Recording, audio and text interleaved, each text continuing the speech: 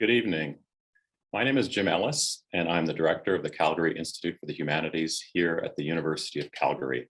It's my very great pleasure to welcome you to the third annual LGBTQ2S Lecture. It gives me a special pleasure, I would have to say the words third annual. Building on our first two wonderful lectures by two groundbreaking historians, George Chauncey, author of Gay New York, who spoke to us in 2019, and Lillian Faderman, author of Odd Girls and Twilight Lovers, who spoke to us last year. I'm also happy to acknowledge here the support of UCalgary alumni engagement, and particularly Sarita Rana from Alumni Partnerships, who have been supportive of this series from the beginning, and to welcome all of those University of Calgary alumni who are joining us tonight. The University of Calgary has a long history of supporting LGBTQ2S+ issues that date back to the 1960s, and I'm especially pleased to be continuing on with that history tonight. My co-organizers for tonight's event are Professor Noreen Humble, who was the acting director of the CIH in the previous year, and Professor Annette Tim, a professor of history and editor of the Journal of the History of Sexuality. When we started talking about this event, planning this event last November, we didn't really know what August was going to look like. And so we decided we would just go ahead and directly plan to do it online. Recognizing that we were going to do it online, we thought we would change the procedure up a little bit. Rather than our usual path of having a pioneering queer scholar give a lecture, because sometimes an online lecture can be a little bit challenging, we thought we would bring you three new voices to liven up the proceedings. So I'm especially delighted to welcome tonight Billy Ray Belcourt, a poet and assistant professor of creative writing at the University of British Columbia, Joshua Whitehead, a poet, novelist, and newly minted professor of Indigenous Studies here at the University of Calgary, and singer-songwriter Shawnee Kish, our special musical guest who will be coming to us from Edmonton. As well as thanking my co-organizers, I want to acknowledge Professor Daniel Heath Justice, Canada Research Chair at the University of British Columbia, who offered us some excellent suggestions for how to do tonight, as well as my own colleagues, Aruna Srivastava and Daniel Both, who is the chair of the International Indigenous Studies program here at the University of Calgary, who also were very helpful. We've been seeing here in Canada a while now an Indigenous renaissance in the arts. But it has always seemed to me that at the center of that Indigenous renaissance, there's been a whole crew of two-spirit, queer, and trans artists. In the fine arts, we have Kent Monkman and Alberta's own Adrian Stimson, also known as Buffalo Boy. In photography, we have Callie Spitzer. We have music superstars like Jeremy Dutcher and up-and-coming stars like Shawnee Kish. We've got actors and filmmakers, Adam Garnett-Jones and Devery Jacobs, who is currently starring in Taika Waititi's series, Reservoir Dogs. And in literature, we've got a whole host of people like Gregory Schofield, new writers like Jay Simpson, the two exciting writers that we're going to hear from tonight, and also queer-friendly writers like Eden Robinson and the amazing Leanne Simpson. Now, this is all extremely exciting, and I think bodes well both for the future of Canadian arts and also for queer culture more generally. Although at the same time, here in Canada, we want to acknowledge the very painful knowledge that emerged this summer with the discovery of the unmarked graves of Indigenous children around the residential schools. This was a shocking but not a surprising discovery, given that the Truth and Reconciliation Commission report had told us that this was coming. But it did certainly resonate very strongly across the country with spontaneous memorials, spontaneous protests, and more concerted calls to fulfill the recommendations of the TRC, and also for more accountability for the crimes committed at residential schools. Just as queer, trans, and two-spirit artists have been represented in the Renaissance of Indigenous arts, young queer Indigenous folks have also been well represented in various Indigenous activist movements, which again, we've seen this summer. This is something that a number of people have remarked upon. The Indigenous trans art critic, Lindsay Nixon, for example, in a piece in Canadian Art, talked about drew attention to the large presence of young, queer, trans, and two-spirit youth in the Wet'suwet'en protests, as does Leanne Simpson, in fact, in A Short History of the Blockade. Again, the presence of young queer activists shouldn't be surprising. Queer people have always known that we have to fight for our rights and for the rights of others. And it still has to be said that to be visibly queer in public is a political act. This is likely even more the case for those who are at the intersections of different oppressed groups. So not surprising, but again, heartening to have these people out there. And it makes me especially glad to have 3 of these young voices here with us tonight.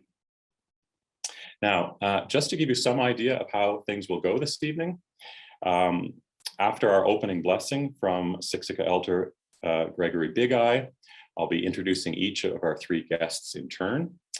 And then after we've heard from all 3 of them, we'll have a bit of a roundtable discussion about art and activism.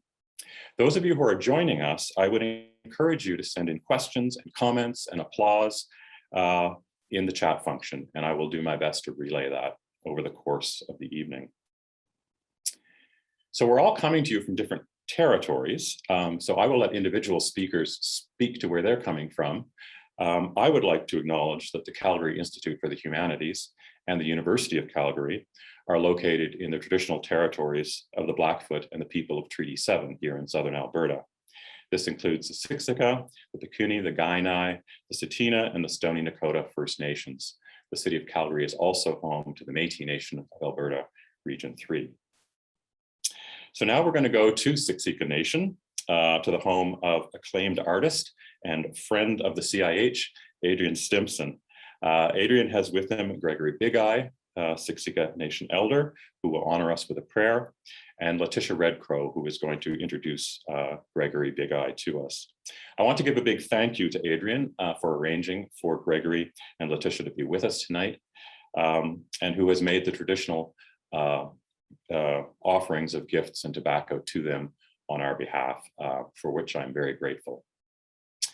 So now I would like to introduce Leticia Red Crow and Gregory Big Eye.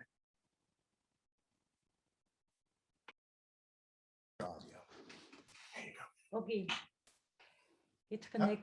get connection met zin.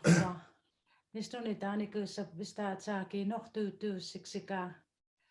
Hello, everyone. I welcome you all. My name is, my English name is Leticia Red Crow, and I'm from Siksika Nation. I'm really honored to be here and to present Iksipu. Also, his English name is Gregory. He's 72 years old, and when I first met him,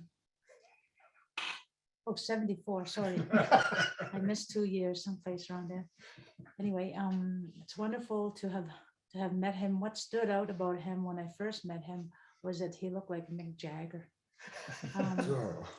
But in any event, I was also very honored and privileged to have, somebody that spoke fluent Blackfoot, the old Blackfoot, to be in a presence and to share that freely with me, because I myself speak Blackfoot.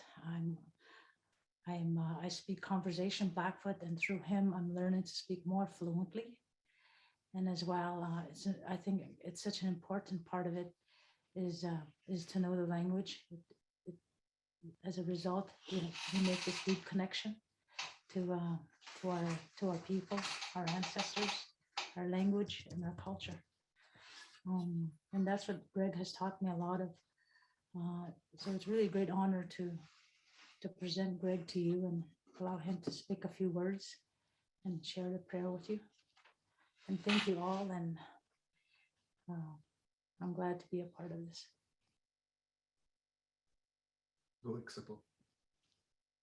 Okay, no matapio Siksikawa. Nistonago Iksipu. Nita pinkasim ni tummo. Kitabuta mitakitsnekato mi saumekitsiniki.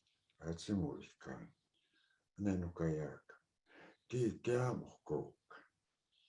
Mukam tuhtepui. Utamapi Mohkan, Teakusibu Pikimok, Atsimuikan, Napi Posini prayers. Utamapi Atsimuikani, Kinona, Kikistunon, Tanuksi, Anixi, Natuita Peaks, Kinnona, Kikistunona, Blessed Mother and our dear Lord. Yes, in Blackfoot, that's what I just mentioned. But anyway, Kenya no quite Patino, and no, Ututama be Mokam. Jack, because I must be calling upon you, dear Lord. Mokabok, Ututama Piatsumikani, Akikan, Mokististum Sini. Nita Priskuna Pimatapi, I am of Dane. Ako Matapanis, Mokam, Mr. Papi, Pimakapis, Kenyakani. Matkutana Piu. Kikaku Katsimu Isko, Panoka. Anokaneta Piwa. Ukeks. Ki Omakita Pigs. Kenak. Ukawak. Kokikamuta. To be saved. Tinuna. Kimatusa. No, pe ikamuchi pisa saves them. Kimatukinan kino. Give us grace, peace, love. Kikanai amokai. Tinokai sinikasemat pinna. Kinona. Kikistona, our Blessed Mother and our Savior. The saints in heaven and angels. Yes. And Kikan Kinona, our dear Savior. That's what I have. We request with love to share. Love is most important. Thanks be to God. Kikan. Yeah. Sepapi.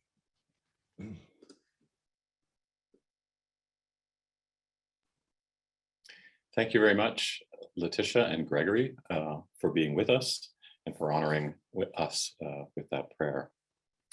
I'm now pleased to welcome tonight's first speaker, UC alumni Joshua Whitehead, who is also one of the newest faculty members here at the University of Calgary, as well as a former graduate fellow here at the CIH, which makes us especially happy to have him back here tonight.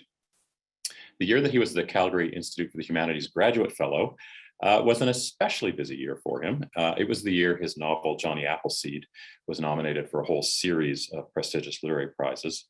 The novel, which went on this year to win the Canada Reads 2020 competition. He's also the author of an excellent book of poetry, Full Metal Indigiqueer, and the editor of a collection of Indigenous science fiction, Love After the End. He has a new book on nonfiction coming out next year with Canada called Making Love with the Land. And I think that tonight's talk is coming from that. Please welcome Josh Whitehead. Johnson Totomac, hi, my friends. As Jim was noting, Johnny has kept me quite busy and also loves to take over the spotlight. So I'm going to be sharing from my new book, Making Love with the Land, a piece that I thought fitting given discussions of pride and queerness. So I'll just jump right in. This one is titled, A Geography of Queer Woundings. When I find myself in bouts of that mixture of depression mixed with anxiety, I lull myself into an easy silence with music. This is what it looks like right before you fall, hums Mac Miller. I don't have no name. Who am I to blame? Miller's lyrics, which come from his posthumous song Circles, situate me in my current predicament here during my own fall, which is less inclined to position itself biblically, but more so indigenously. The past 6 months have been a whirlwind of depressive bouts sprouting from loss, mourning, sexual assault, abandonment, colonial violence, imperialism, and state-sanctioned genocide, which for me normalizes an absurd fact of Indigenous life. It hurts to live. Trying to find joy, I seek out others here, and I log into such applications as Tinder, Hinge, Bumble, Grindr. I go on dates, have casual encounters with others, and in July 2019, am forced to perform fellatio in the front seat of a car. We are parked in the industrial area of Calgary. He coming down from the high of Calgary stampede, machismo, all bravado and buckskin and PBR. We talk briefly on Grindr. I find myself in an isolated pocket, one where I've drained myself of confidence and doused myself in Victor and Rolf cologne, a musky spice. Here I pepper myself as fungible and edible, two primary components of queer hookup culture. Devour me, I say, unlatch the maw and swallow me. I pang to be caressed even in, or perhaps I mean to say amongst, the masochistic violence of anonymity and starved intimacy. To relieve my body of its disposability, I find myself having to distance myself from queer life. I find no pleasure in hookup culture. I shy away from gay bars. I turn my eyes away from men who attempt to meet mine and self-sabotage any attempts anyone makes to get to know me intimately. I continually find myself asking, am I queer enough to be queer?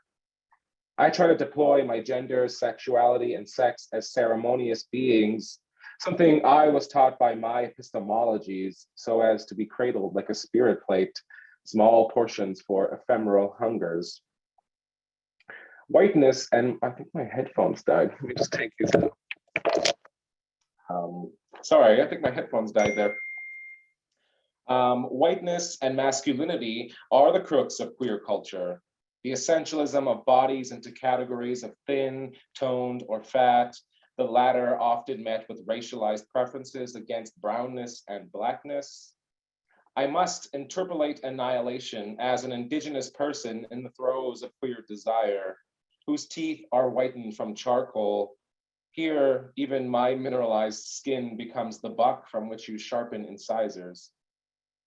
I'm reminded of a conversation I once had where I am interpolated as other through the notation, Joshua, I recognize it's easier for me to navigate queerness because I'm standardly attractive. Whether you mean to say it or not, what this tells me is that my aestheticism is merely a curiosity, that desire for me is simply a query, and that queerness has limited room for those outside of the descriptors of standard, such as cisness, masculinity, whiteness, thinness. Like when I adorn Savage Rose beadwork, a touch of this claw, a flash of mad auntie, a thunder voice hat adorned with baby breath and sage, and decide to go dancing with friends. Here, beneath the scrutiny of queerness, my body's boundaries are violated when you grab my earrings, touch my coat, when you fondle my hat, pull my arm as if I were the artifact and you are the surveyor. Here I am the head within the scaffold, a cabinet of queer curiosities.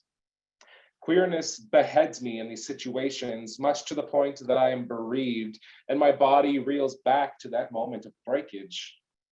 So much of queerness has already beheaded itself in pixels, and now you place the onus on me to do just the same. I refuse to be dismembered digitally, literally, or literarily. Have you ever watched a phantom dance to Doja Cat? The only death that is dealt is to the non-human, the spirit who loses yet another life, and I am running out of hands to splay. Sometimes I'm the reddest in the shadows cast by my veins. It's 2020. I'm in New York City, downtown Manhattan, in the Little Sister Hotel with an ex I've brought. Here in this web of relations we later let blow into the wind, we practice an ethics of touching as shared intimacy. In thinking about queerness, I tire of resigning myself into preordained roles, top or bottom, dom or sub, masculine or feminine, and instead choose to see another whose sexual histories are aligning with mine. I wonder, when two bottoms fuck, do we angle our bodies toward a vector of queerness in its verb form that intersplices us both into a queer past and a queer future? But then again, this is a limited scope of my history as an indigiqueer. Our queerness as Indigenous peoples is a vertebrae that arcs back to originality beyond Stonewall.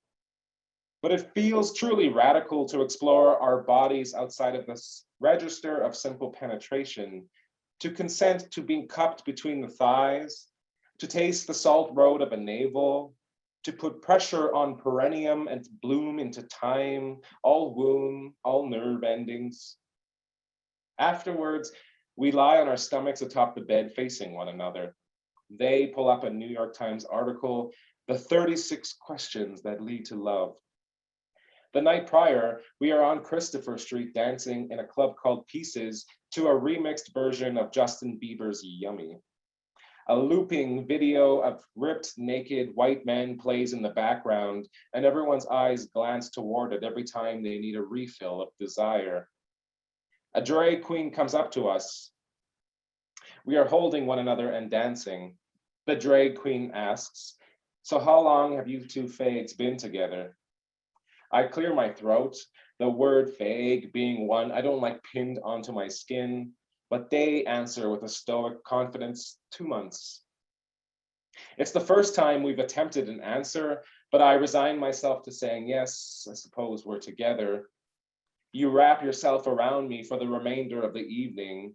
We dance until even our pores cry in beheld joy. While we're on the bed, the question, name 3 things you and your partner seem to have in common. I ask you how you feel about that word, partner. You tell me you prefer the word interlocutor. I resign myself back to a state of circumlocution.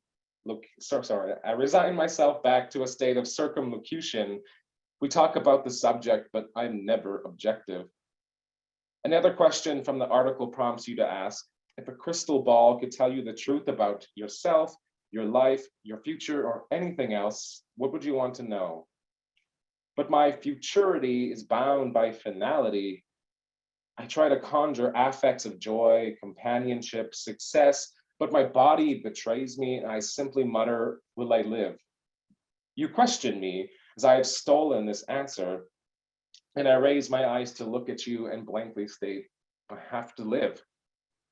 I have stolen the excitement from this unveiling act, and neither of us questions the immediacy of I have to live. We decide to go back to Christopher and go to drag queen bingo at Stonewall. You've never been here before, and I'm happy to lead you into a staple of queer history, a site rich with blackness, brownness, trans, and non-binary excellence. I revel in the affirmation you receive as a non-binary person in this site that bubbles with trials and triumphs. We go in, you order us a round of Stonewall lager, and we sit in the back. The hosting drag queen, an older queen and self-proclaimed insult comic, asks us to come up to her. She wonders how old we are, if we're together, and ultimately where we're from. We note Canada, and she quickly looks at me, here wearing my shirt that proclaims Cree, and she delves into the tired old jokes. Do you live in teepees? What about igloos? And ultimately, so are you an Eskimo? I roll my eyes and return to the table. I begin to play the bingo cards that are placed in front of us, desperately trying to indigenize the limited space around me, call myself back into those bingo halls from home. They don't play their cards. Instead, they give them to me, and they watch an old Katharine Hepburn film while white twinks come up to ask if we're really Canadian. They entertain them while I withdraw to my eardrum and I wait for the beat of another bee to be called. These days, my pickup line has been a Barthesian pun. To speak of love is to confront the muck of language. Sometimes ceremony is two spirits holding hands and never letting go in the pressurized forearm of empire. Sometimes ceremony is a lone drive on the highway and Buffy St. Marie's telling me that God has always been a foot that can crush, but magic never dies. Sometimes ceremony entails driving past Gimli, Manitoba, and the old graffiti sign that used to read honk if you're horny, but now reads honk if you're happy, and you honk either way. I have taken non-Indigenous kin to see Tanya Tagaq. Many of these folks have told me they felt terrified afterwards, as if they had just witnessed an exorcism. I want to say, you have, of whiteness. Like New York City, this is now a test I deploy more locally. Upon doing this, I tell them, if you survive this, know that we will not. Driving home, I find myself unable to summon a word. One of you will ask, what's wrong? I'll try to talk, but my mouth will open galactic. Like a well, you continually pour yourself into me, talking louder, more intensely, in longer bursts with sharpened punctuation. I strangle from grammatology. I am betrothed to linguistic entanglements to the point that verbs begin to mutate beneath my tongue. I find myself saying I wounded instead of I wondered. How does one caretake for a word or a world when the belly button is such an exhausted mouth? A memory emerges here to instruct me, though. I am trying to make Bannock like the women in my family do, hands a mimicry of femininity. Slightly burned around the edges and bottom, I feed you this Bannock, and you tell me you like it, but I know it's soured from too much lard. I say, this is no good, and want to immediately burst into tears, yet you continually reassure me it's delicious. I say, you don't understand. I've gambled my bodies just to make you this. You don't question the weight of this in I've gambled my bodies to make you this, because it's a gravity foreign to your own. Then when I come back into this moment in this car, I finally know how to answer you. And I ask, have you ever wondered why you see bones when you turn me on? I'll ask, where dirty talk becomes an obsequy. I want to ask you if you've ever opened your eyes when you're beside me to see that I'm sometimes a skull in a flower bed, blown righteous with holes. What's wrong, I'll reply, is that you speak so much you drown me. And what's wrong, I'll reiterate, is that you have never died, at least of all in my mind. Hi, thank you.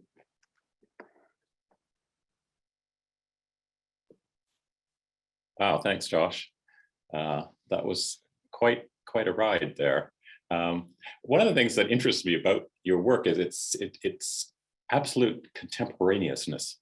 It seems like you're always right here in the now in this sort of strange mix of theory and of Grinder and of Bannock, and there's no leaving anything behind. It's always all right there, which I think is incredibly refreshing. I want to ask you, and I hope this doesn't drag you away from the present, but I want to drag you into the future for a second. I mean, one of the things that's marked a lot of your work is an interest not just in the now, but in the to come, in technologies, and in what I think is fairly unusual for Indigenous writers, in science fiction. So I wanted to ask you a little bit about that, and what's the kind of draw for you of that particular genre, and perhaps what's the payoff for Indigenous writers, Indigenous youth? Yeah, I mean, I might say in terms of thinking about Indigenous science fiction and its perhaps discombobulation, is that I think genre fails us, and I think that form fails us. And what I think Indigenous storying is, in whatever form it may take, fiction, poetry, science fiction, or speculative fiction, fantasy, is all story. And so in thinking about, like, specifically with Love After the End, and thinking about futurity, and thinking about kind of utopia and joy, a lot of that work kind of comes out of the kind of political preface, I would say, of folks like Billy Ray Belcourt or Tennille Campbell, but it also comes out of just, I wouldn't even, why I say genre fails us is because I don't think what we consider speculative fiction in a Western anglicized sense to be what it is when we're speaking about speculative fiction from an Indigenous perspective. Because I grew up with stories of like star people or aliens, as we might call them, and little people, which are spirits, and Wendigos and Rougarous. So these are all like very kind of real, ingrained embodiments of spirits or people, or also galactic. So it's very normalized to me. And in thinking about it, and why I kind of lean towards technology and cyborgs and aliens or star people is because that's, to me, like the norm. That's normalcy to me. And when we kind of think about speculative fiction or science fiction and traveling to these other worlds, a lot of these genres are just so ingrained in colonialism too. It's like, let's travel to Mars, or basically like what Bezos is doing right now. Let's ride a gigantic phallic spaceship into space and colonize there. Where I would say for me, like futurity and the speculative or science fiction are a way of imagining and building towards a future that we need and know already. And we know it because I think temporality or time exists for us in the multitudes. And we see that like it's popular right now in terms of like Marvel films and multiverses. And it's funny to kind of watch, I would say, these kind of the genre of science fiction at least kind of catch up to what I would say is the technology of indigeneity. And I would say the technology of indigeneity is like connection and kinship. And it's one that we've perfected, albeit with what we call ourselves as humans, but the non-humans, and then beyond as well. So it was just normal for me to kind of lean into that, I suppose I would say, because that's how I grew up and that was what I was inundated with, is that's it. Like star people and little people and like the spirits and the human. And so to me, that is just the normalcy. Yeah, it reminds me a bit as you were talking of the world that Eden Robinson creates in the Trickster trilogy, where it's just all normal to slip into another dimension, sucked in here or there, or speak with Bigfoot, smoke pot with him, and just move forward. Yes, it's a good challenge, really, and I especially like the way that you're tying that back into a challenge of genre, which I think we normalize too quickly, that we need to sort of break away from that. Anyway, we'll get back to some of this, I think, a bit later on. But right now, I want to bring in Shawnee Kish, who will, I think, introduce for us the songs she recorded for us. We did originally ask Shawnee to perform live for us, but then we decided that was going to be way too risky technologically. So she has very graciously pre-recorded these songs for us. Shawnee is an up-and-coming star in Canadian music. She was the winner of the 2020 CBC Searchlight Talent Competition. She performed at Pride New York. She's been on panels for the Grammy Museum, for the National Arts Center, and she's been very active in advocacy for Indigenous youth and youth generally. And she will be releasing an EP this summer, I think, or perhaps this fall. Shawnee, are you there? There she is. Hi. Welcome, Shawnee. This technology thing always makes me so nervous. Hi guys, I'm Shawnee Kish. I'm so happy to be hanging out with you guys for a little bit. Before I get to share my music with you, I just want to explain my connection to music and art, just because it comes from my soul. You know, I really do believe that music has always been my medicine. It has been, you know, when I struggled younger as a child, a young teenager, I struggled with my identity as an Indigenous person, as well as a two-spirit person. I struggled with my sexuality and my identity, and I felt like I didn't belong in the world. I felt like I didn't have a place in the world, and it was music that pulled me out of that and really did become my purpose. At a young age, I figured out that that was my language, that I spoke best, and that I had a purpose, and how powerful that was for me. I realized need to continue my journey and I can't give up, because there are going to be other people out there who feel the same way as I do. And so my reason and my purpose became to not only heal and not only become and show up for myself as a two-spirit person, as an Indigenous person in every room that I'm in, but to be prideful of that. And that's taken some time, and music has always been there for me and continues to be there for me in that path. And, you know, it's just so important to me. It really genuinely is why I'm here and why I exist here, is to share that with other young, especially Indigenous people, but for anyone who feels like you don't quite fit in whatever room or whatever thing you're going through, and you don't fit, like that feeling that you do, and that the struggle is, I would not be here today without that struggle and without music. So, you know, just sharing that message and sharing that meaning and sharing my purpose through music. I chose a couple of songs, 3 specifically. It felt so short, but because the first song is off my EP, as well as the second. The first 2 songs I'll share with you, just fun songs. One, Diagnosed Dissociative.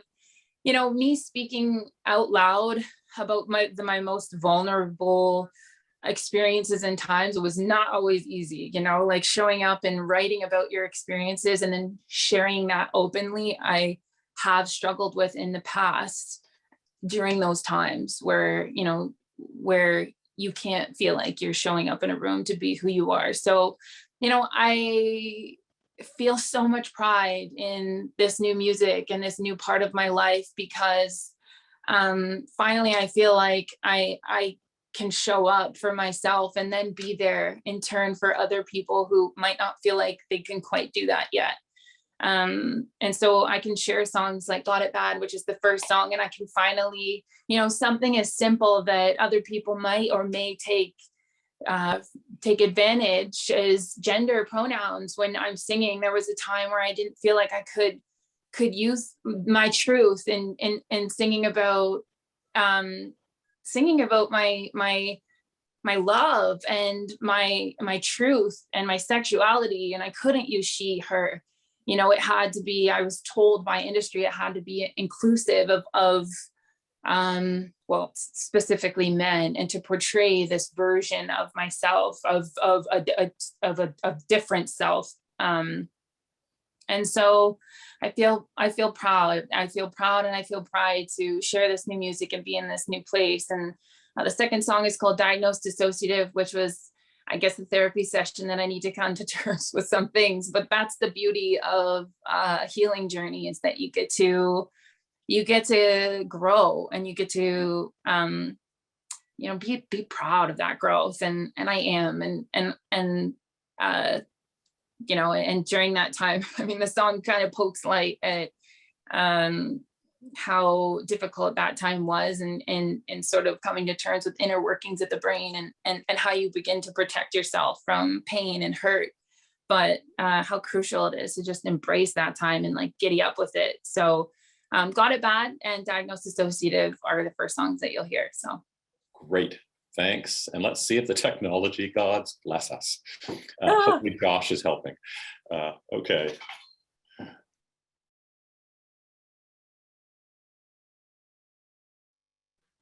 Wow. You said that was fun to sing, but my goodness, it was a whole lot of fun to listen to as well. A little bit of Etta James, a little bit of Amy Winehouse, but a whole lot of Shawnee. So we're gonna have Shawnee back in a bit to sing a final. Oh, there you are. Fantastic job. We played a technical rehearsal this afternoon. It was half speed. I have to say it's way better at full speed. So glad it all worked out. Okay, so we'll have you back in a little bit. Right now, I want to introduce Billy Ray. Billy Ray Belcourt is one of Canada's most celebrated young poets. In 2018, he was the youngest ever recipient of the Griffin Prize, which is Canada's most prestigious poetry prize, for his first book, This Wound is a World. His next book, Indian Coping Mechanisms, won the Stephen G. Stephenson Award for Poetry. and most recently, A History of My Brief Body, a work of memoir, was named one of Globe and Mail's best books of the year and a finalist for the 2020 Governor General's Award for nonfiction.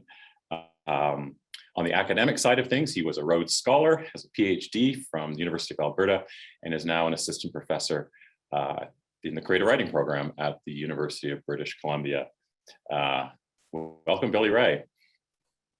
Thank you. Welcome everyone to my apartment. My microwave is my best accessory. I'm on the unceded and ancestral lands of the Musqueam, the Squamish, and the Tsleil-Waututh in Vancouver. And I'm from the Dwarf Cree Nation in Northwest Alberta on Treaty 8 territory. It is amazing to be amongst such esteemed and frankly cool company as Josh and Shawne. And I'm going to read some poems that are also about gay stuff, unsurprisingly.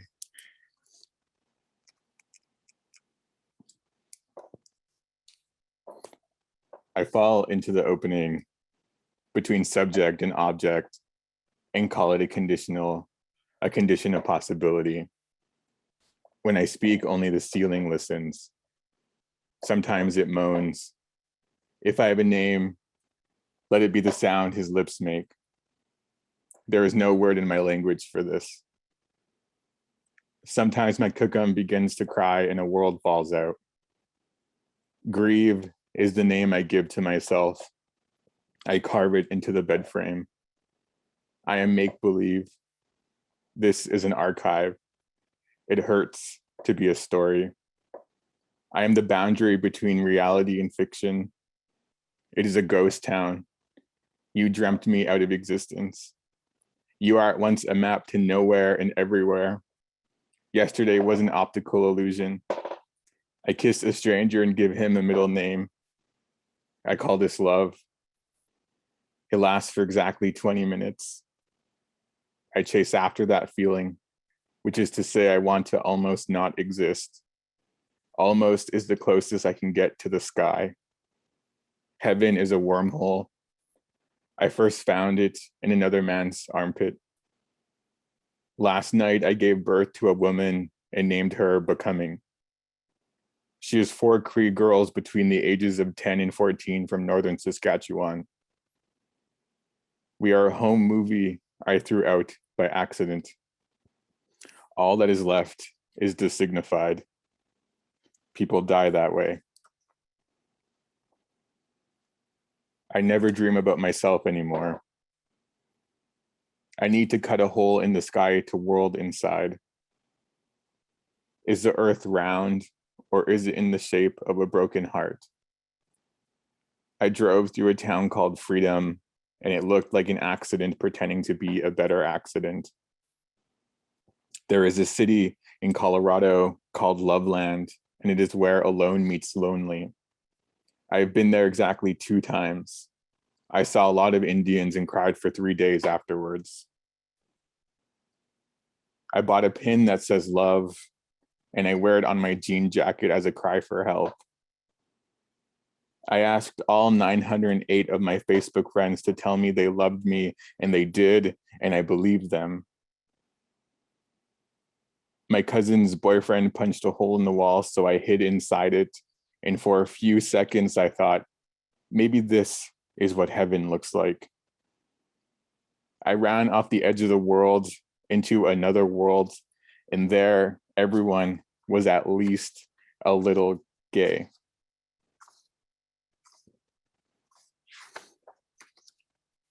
The creator is trans, and the earth is a psychology experiment to determine how quickly we mistake a body for anything but a crime scene, the product of older crime scenes. There is a heaven, and it is a place called gay. Gay as in let's hold up a world together. Gay as in happy to make something out of nothing and call it love, or anything that resembles a time in which you don't have to be those shitty versions of yourself to become who you are now.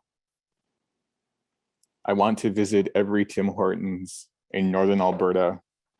so that homophobes can tell me sad things like, I love you. Your hair looks nice.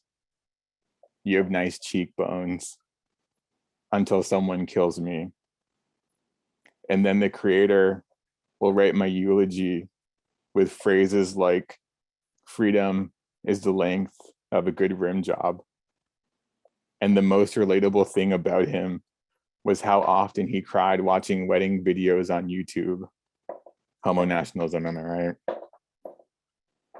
My grandma thought there was a portal to the other side in her basement, but it was all of the women she had ever met praying in a circle that she would give birth to a world without men, only women, made from other women's heartbreak. Ode to Northern Alberta. Here, no one is birthed, only pieced together. I tire myself out pretending to have a body. Everyone worships feelings they don't have names for, but no one is talking about it. Love is a burning house we built from scratch. Love keeps us busy while the smoke clears. History lays itself bare at the side of the road, but no one is looking. History screams into the night, but it sounds too much like the wind. Cree girls gather in the bush and wait for the future. In the meantime, they fall in love with the trees and hear everything. In the 1950s, my not yet mushum ran away from a residential school in Jussard, Alberta. As an adult, he kept coming back, despite knowing heaven is nowhere near here.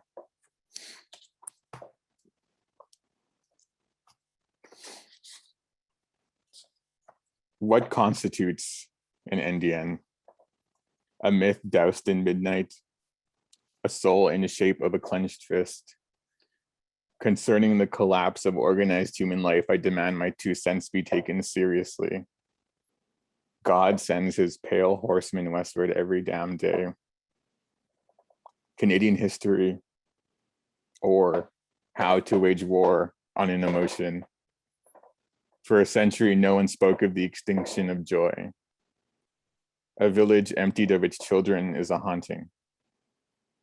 Every natural phenomenon becomes an elegiac gesture. Am I a war hero if I succumb to Mother Nature's fury and not to my captors? Poets pledge allegiance to a country I don't believe in.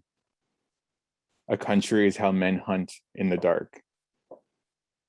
A man I love but don't trust kisses me the way a soldier might press his face into the soil of his old country. I am a museum of modern misery he storms through, which is to say the body signals a crisis of representation. The body is an archive when it heralds an indictment. My suffering will multiply. So what if in the end, my living amounts to an evidentiary act? What I wanted was what I asked for. I saw my cookum for the first time in weeks. Miraculously, she is still alive. All morning, I picked bits and pieces of history from her hair. An NDN is the ellipsis of a nation. Even in God's palm, a homo is a yearning the size of a world. Is an invisible spectacle a paradox? Is a good melancholia?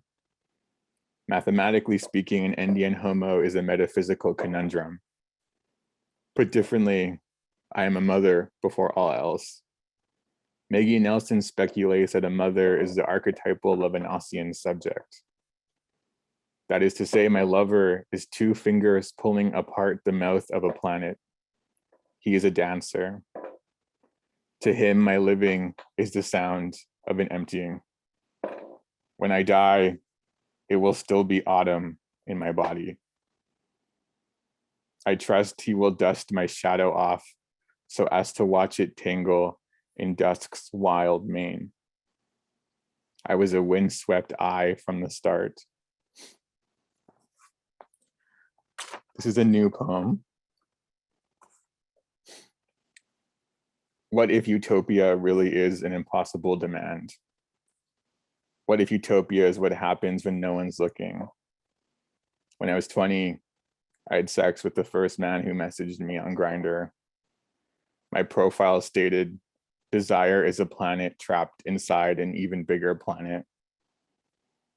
He was horny for the world, and I was horny for the opposite of the world.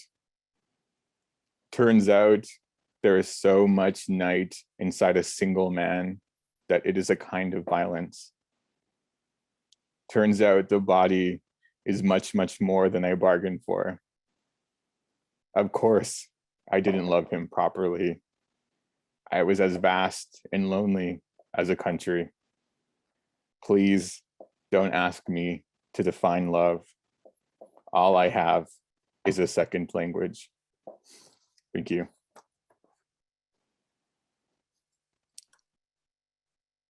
Thanks, Billy Ray. That was great. I was struck again as you were reading. There's such an interesting mix in your work between a kind of abjection, a romantic and sexual abjection that I would connect with somebody like Jean Genet, the great criminal poet from France in the 1950s. But you combine that with such a great sense of humor that really kind of leavens that. I think the humor is almost in spite of yourself. I don't know, but it's really great for the reader. I wanted to ask you about a poem that you didn't read, one that I think is exceptionally beautiful from Indian coping mechanism, the poem called Flesh, where it's a kind of poetry of constraint or found poetry where you take a work and then you take words from it and you have to keep them in the same order, and this lovely lyric emerges out of it. Can you talk a little bit about that poem, how you came to write it? Yeah, so it's an erasure of a book that for a long time governed what could be understood about queer Indigenous people, Two-Spirit people. The author and anthropologist, a white anthropologist, presented an image of us that was problematic, to say the least. And so I thought, is there a way to enter into this text that can adequately reclaim some of that knowledge that he acquired and excised? And so I spent some time with that book and really with the hope of performing something of an ancestral way of being in the world, and in order to rebel against that fetishistic way of engaging with our community. One of my favorite line from that poem is the line that ends it, which is something like to live in shame like arrows in a wound, and what glory to live in shame like arrows in a wound. I think that it's like the degree of marginalization that we've endured, and still there's all this beauty and all this joy. Yeah, I mean, I don't want to generalize too much out of it, but it struck me a little bit as I was reading it. Maybe it's like all queer love poetry in a sense, that we're trying to extract right. a moment of beauty from an otherwise hostile script, a script that was written for someone else and which often harmed us. And we want to kind of turn it, queer it, reclaim a moment of beauty from it or for ourselves, which I think you did a fantastic job in that poem. So thanks. Yeah. We're going to go back to Shawne, who's going to introduce a final song for us. If we can get Shawne back. Hi, guys. So this last song is, it's called Heal. It's an unreleased song, and there's not very many times that I've had the opportunity to sing it because it's fairly new, so I haven't shared it a whole lot as of yet.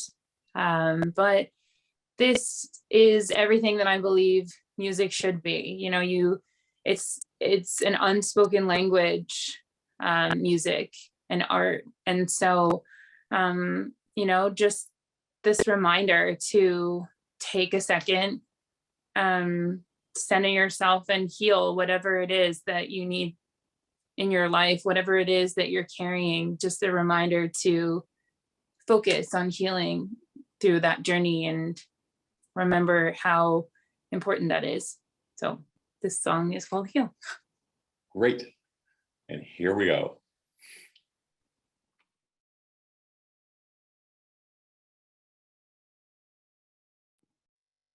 There we are. Thanks once again, Shawnee. That was a beautiful bluesy number. Can you come back? Are you back? If you're there. Good to see you again. That was just lovely. So I want to do the talk show host thing here and just ask you. So is this going to be on the EP, or can you tell us about the EP that's going to be emerging? Yeah. So I released new music, which was a debut EP a couple weeks ago. But Heal is a song that I actually ended up recording with the orchestra, the National Canadian Orchestra. We did a live version and we recorded with Indigenous youth. It was this big project, but it actually airs tomorrow. So Heal is it's not released yet officially. I've had a couple opportunities, this being one of them, to perform it for others. But that song means a lot to me, and just, you know, just writing this new chapter of my life and sharing this newfound confidence with who I am and my identity, and being able to share that musically as an artist feels like a special time in this part of my chapter. Wow. Well, it's a real honor and privilege to us that we got to hear that first. And I guess we can hear it tomorrow when it's released. Now, just to be perfectly clear about this, so how can people get your music, this EP? So my music is available on all streaming platforms. So wherever you might listen to your music, it's available. Mm-hmm. And then Heal, actually, you can hear tomorrow on CBC Gem with the orchestra. It'll be performed with the orchestra. Fantastic. Thanks. Okay, I'm going to bring everybody back now. And I do want to say to the people who are tuning in, if you have questions for the panels, do send them in to the chat, and I'll try to relay them to our panelists here. So Billy Ray and Josh. There's Josh. There's Billy Ray. Fantastic. This night has been such a joy, really. So I want to ask you a few questions, but bat them away if you don't want. The first thing is kind of an obvious thing. I mean, love and desire and sex features in all three of your work, and that has always been a kind of political act for queer writers to be upfront about love, desire, sex. The Cherokee poet and theorist Coley Driscoll talks about sovereign erotics, an assertion of the decolonial possibilities of the erotic as healing, and so on. So I guess I just want to toss that over to you guys. Why is it so important for queer and two-spirit and trans artists to address love and desire in their work? I think I'll say, I'll say for me, like, I remember being young and younger and feeling like it wasn't okay to be two-spirit. It wasn't okay to carry that identity and carry that spirit. And it wasn't until I heard other artists I could relate to, like Melissa Etheridge, and I grew up listening to someone say, no, it's okay. Like this is me standing for who I am, and making that statement, and then going through a period within my career where people who I trusted were saying, No, don't be out with your sexuality. Don't be who you are, because everybody needs, there's a marketing plan for you, and that's not part of it. So we're not interested in that part of you. So you can just go ahead and get yourself back in the closet. And that's a scary place to be, because we have to be who we are. We have to carry who we are. It's, you know, it's a gift to be who we are, and it's a gift to carry those two spirits. And it's so important. And no matter, you know, no matter the walk of life you walk in, whether it be in the educational system or arts, whatever it might be, to use your voice to show up, whatever walk of life you come from, because others are watching. And you're, you know, I do believe that we're all inspiring each other in our own ways. And that's a statement in itself, you know, to be who you are, and show it for others, so that they can look up to you and do the same for themselves when they might not feel it's not safe to be out everywhere, you know. So not to not take advantage of who we are. Celebrate, always celebrate, no matter what.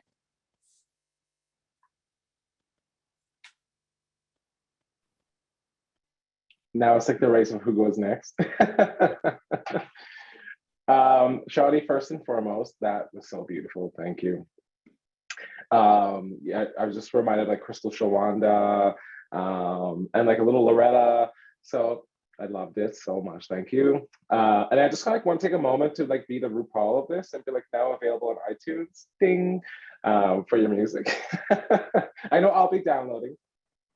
But yeah, in response to that, I guess I would also echo Shawne in thinking about sometimes, like, at least in my upbringing, like sometimes the reservation was like a death chamber for queerness or feminist or two-spiritedness, that you couldn't be that. But it was also so at odds, because like in my family in Manitoba from Treaty 1, which is Peguis First Nation, like we don't shy away from around sex or sexuality.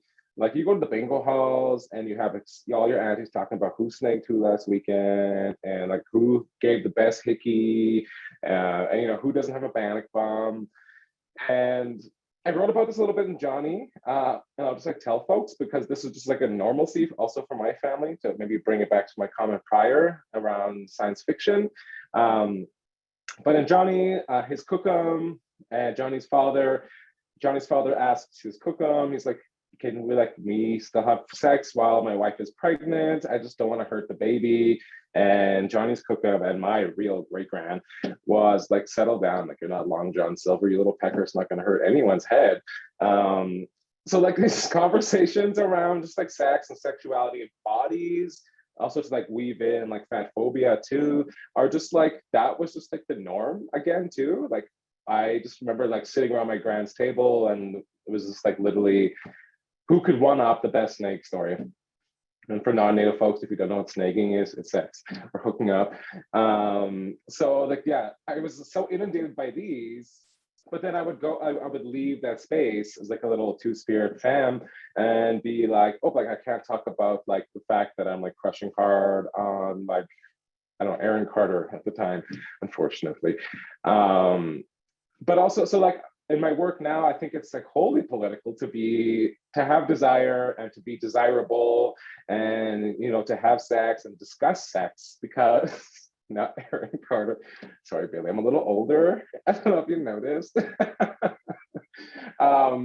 It's so important and political and timely and needed, because for me, it just normalizes the fact that yes, as Indigenous peoples, or maybe I can only speak to the OG Cree of Manitoba, but that was the discussions that we have, and this is like what we talk about at the dinner table.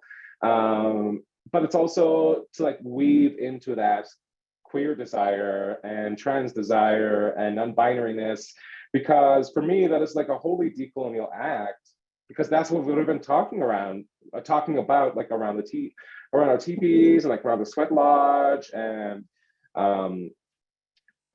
yeah, this is what it would have been like, and what it was like, and what it should be like. And I guess that I would say that is why I write about so frank and so blunt around sex and sexuality, because for me, it just revitalizes and returns our bodies to ourselves in the contemporary sense. Great. I want to add too, I taught Johnny Appleseed this last term in my intro to Indigenous writing class. And one of the scene that was most written about by my students was the scene in which Johnny tells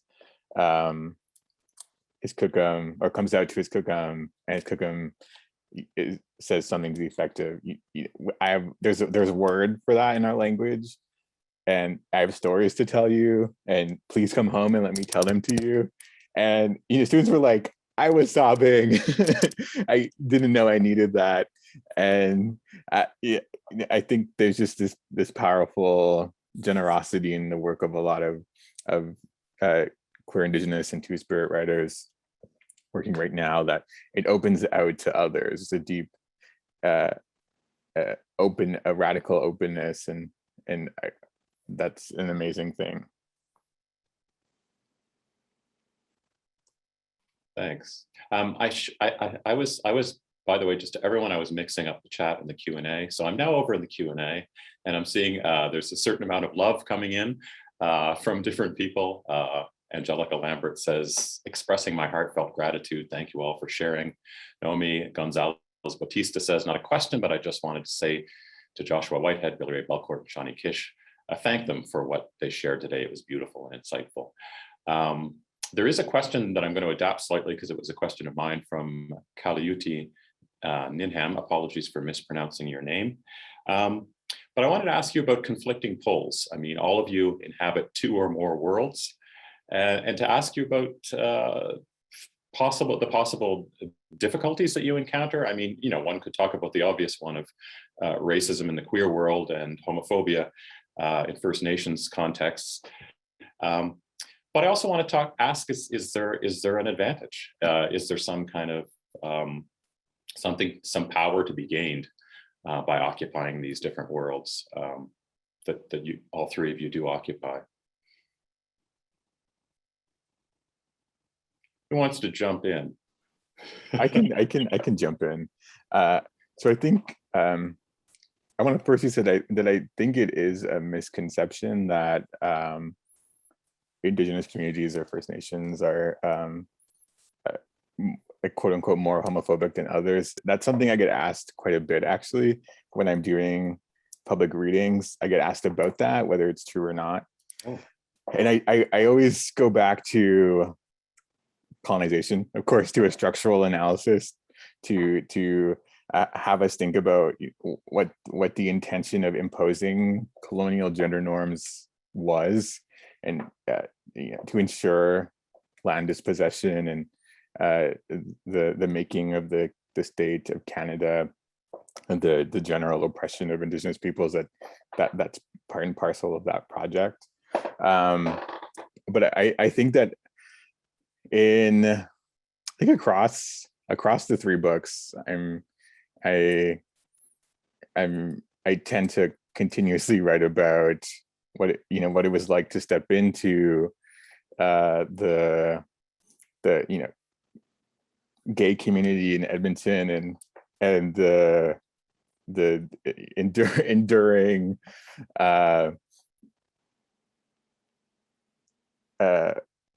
problematic logics that undergird it, and my experiences of marginalization and fetishization and objectification and whatnot. And I wanted to tell those stories because I think that they're quite common, and that in the hopes that they incite some kind of, at least, a social conversation. But I think what I'm especially interested in nowadays is thinking about how my queer of color community has really nourished me, and especially queer Indigenous people here on the coast. My friends here, how we've been able to cultivate these spaces, where our joy and our possibility isn't under attack or contingent or whatever.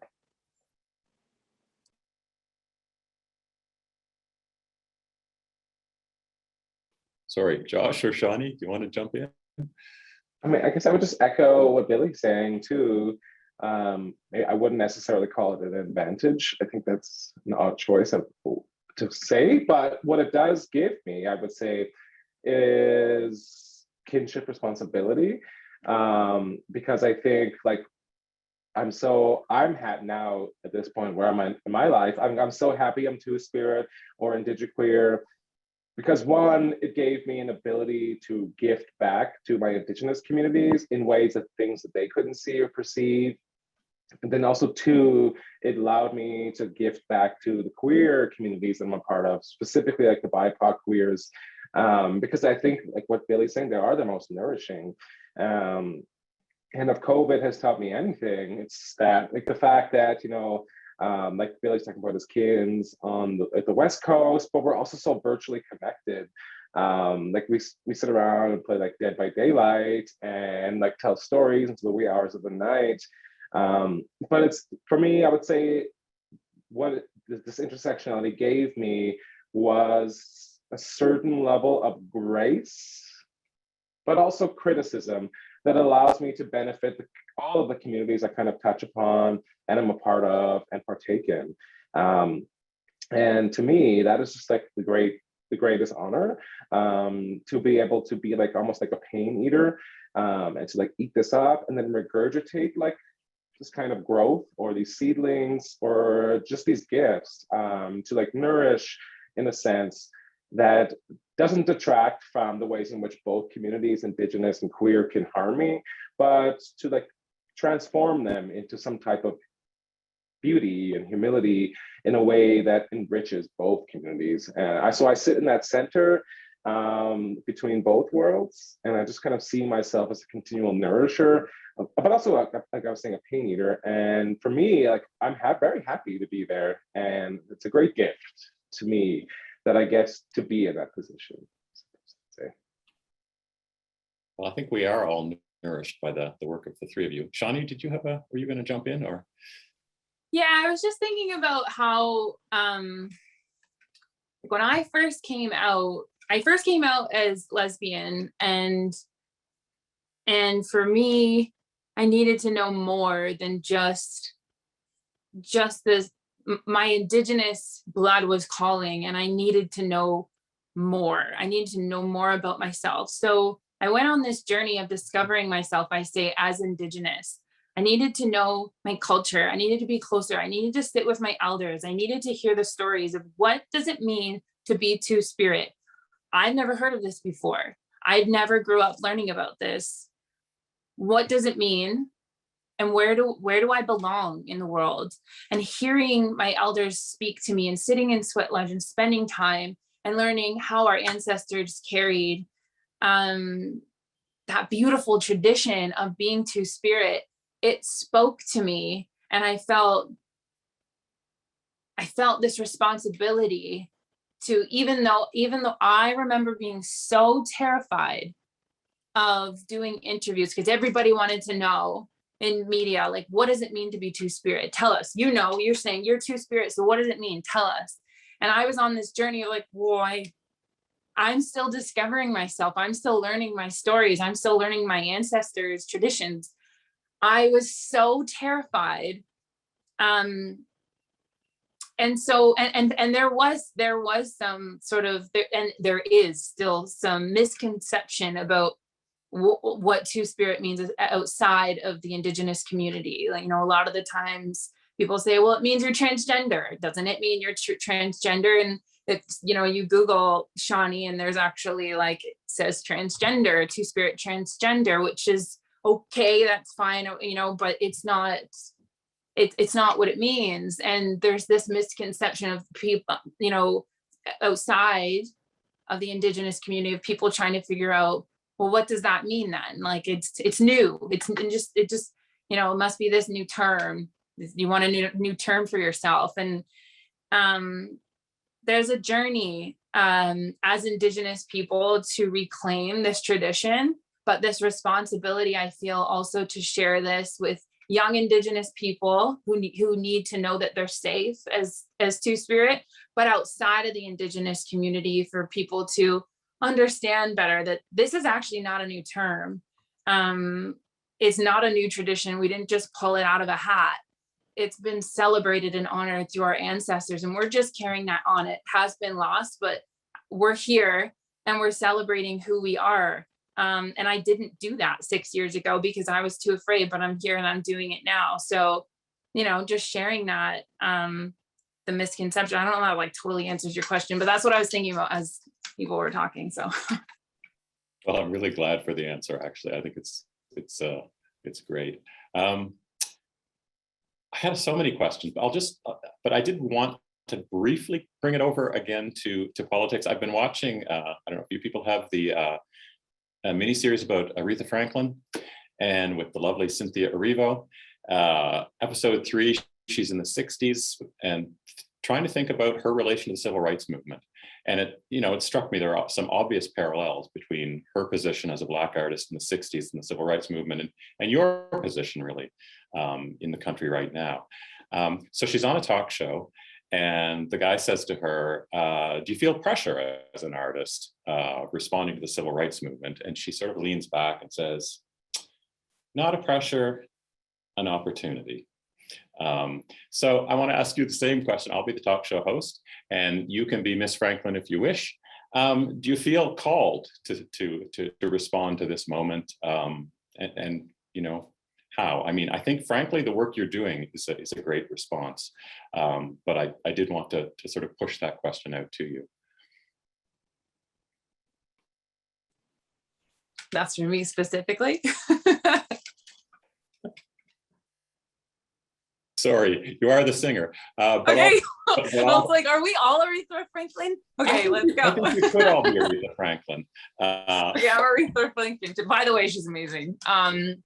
I do feel that call, and I felt that since I was, I think 14. I was always pulled toward music, and I love music, and it's always for whatever reason spoken to me. But it's when it actually saved me, I understood the power that it had. And so I do feel a responsibility to share that with other people. And as terrified as I was to be out, at times to be Indigenous in a room, to be Two-Spirit in a room, I realized that I can't let that fear control me because it's actually not about me at all. My journey is not about me. And that's when I realized that I have to live and I have to grow and I have to heal and I have to move and I have to create because that's my purpose. I don't know what else I'm here for other than that. So everything I do is always in my mind of how this will affect other people, whatever I do, whatever I say, how is this going to affect somebody else? How is this going to make them smile or laugh or cry or feel or entertain or educate, just based on my own experiences, or empower and inspire. So I definitely feel it's not so much a responsibility, but more of a calling. Yeah, just that calling to show up. I had to learn how to show up for myself, but now it's for other people, other young people who need that. Thanks. Josh, Billy Ray?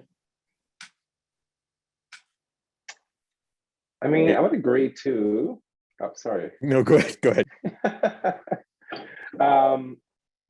For me, I feel responsible, but I put that onus on myself. So my new forthcoming book, Making Love with the Land, is about mental health, indigeneity, queerness. And it comes from a lot of like quote unquote secret conversations I've had. It's like, with Indigenous folks who are like, when you're in the corner of a room, it's like, P.S. like, I think I have anxiety or depression or have suicidal inclinations. And I just kind of felt like these should not be conversations that we're having in secret. And I kind of like position that also with queerness or indigenous queerness, because at the same time, those are very similar conversations. And I would say kind of delayedness, I suppose is the correct verb I'd use right now. And there's a line in Full Metal, Indigenous Queer, like my book of poetry, that I think encapsulates this. And I think about it all the time, that patience is a killing tool. And I just don't believe, like, stasis creates bed sores, right? To be still is to kind of slowly decompose. And for me, I just never felt at least in the political sense that I'm doing now, and the calling that I'm like heeding or responding to, is about like removing that stasis. And that's almost like, Shawne, you're saying some very similar things, like to sing and to write or to speak, or orality is just a means of movement in whatever sense that might mean. And for queerness or two-spiritedness, and more specifically for mental health and the braiding of all three, I think, yeah, patience and stasis or stillness kills. And we don't have the ability to wait that long. And I see this more and more in terms of our discussions around, reconciliation and, the residential schools, is that we're so focused around basically Indigenous heterosexual men who are cisgendered, while we wait for them to heal, like the perimeter dies. And so I would say like my call is to keep that movement going, but then also just to interject into the middle of that circle, the most vulnerable spaces, because I don't have time, and I'm not here to wait around while Indigenous women and two-spirit folks die away from any type of exploitation or also self-induced harm. So these are very, very important conversations and questions I ask myself, and the ways in which I could best position it was to be an avatar, I guess I would say, to animate myself in such a fashion. And the way that I thought I could do that, what I'm trying to do, is with the new book, which is just like speaking so frank about mental health, my own, but also those I've researched or talked with or gave me permission to share, because I want all of us there tomorrow, 10 years down the line. I want us to be a queer Indigenous two-spirit elders, and I need that. So that is the call I'm heeding, and it's very, very timely that I also kind of gamble my own body in allowance for a blooming of multiplicity of bodies. Wow, thanks. Billy Ray, can you follow that? I just want to say that I think there's so much that we have to write against still, or make art against. For so long that we weren't given this kind of national platform, and so there's both the work of undoing the violence of the past, what we've inherited, and then building alternatives, other worlds where queer Indigenous flourishing is possible.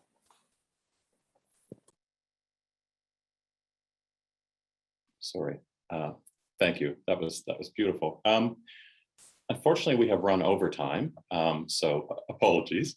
But I want to thank you all again so much for this wonderful panel. I want to thank Adrian and Gregory and Leticia for being with us, for the CIH's coordinator, Shawne Lindsay, who has done all kinds of amazing work to bring this thing together, as well as the people who have supported us, like Alumni Engagement, for their support of this series. And finally, I do want to mention that this lecture series does depend upon the support of its community. And so if you'd like to join us in keeping this as an annual event and keeping it free, keeping it public and accessible, please do consider at some point making a donation to the CIH. For that, you can contact the CIH or U of C's wonderful development team for more information. I want to leave you with a lovely image from Leanne Simpson's book, one of my favorites at the moment, Nupaming, A Cure for White Ladies. There's the enigmatic gender fluid character of Asen, who is enthralled by the natural world. She just sits there and watches. And so Simpson writes, Asen is watching for bird ethics. They are watching for how birds interact and communicate with each other. They are watching how bird communities understand consent, care, self-determination, sovereignty. They are watching for queerness. So thanks once again for coming tonight. Keep watching for queerness, and happy Pride Week to everyone.